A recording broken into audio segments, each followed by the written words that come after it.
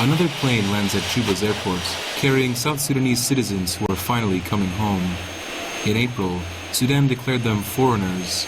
Without proper paperwork or identification, many were unable to obtain residence permits in Sudan and forced to leave. Working with the South Sudanese government, the International Organization of Migration, IOM, organized an airlift home.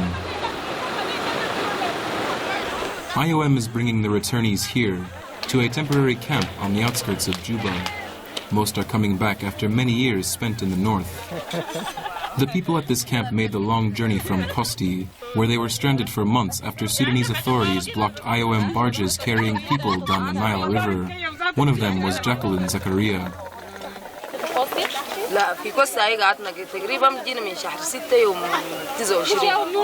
We stayed too long in Kosti, about 1 year. There was no transportation and everything became tied to money. You have to pay money to put your luggage on the barge. If you don't have it, they will refuse you. My brother stayed and managed to put my luggage on the barge.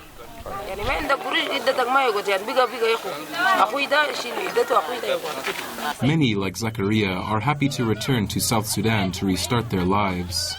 South Sudanese often face discrimination in Sudan, especially after the separation of the South last July.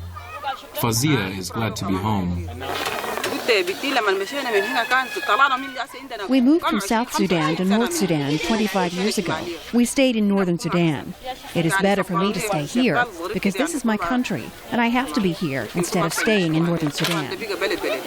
Moving to a new country has not been easy for the returnees.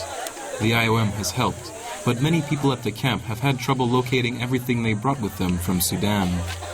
IOM Samantha Duncan says the logistical challenges of transporting more than 12,000 people were massive.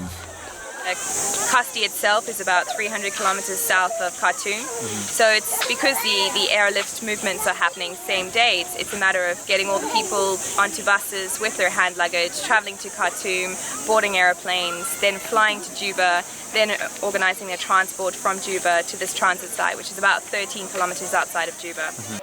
Some of the returnees will soon be taken back to their hometowns across South Sudan.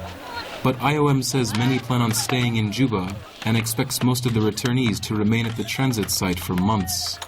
The camp already has over 7,500 people, and more are on the way.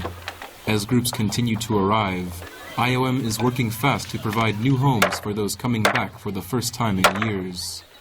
Michael Onyiego for VOA News, Juba.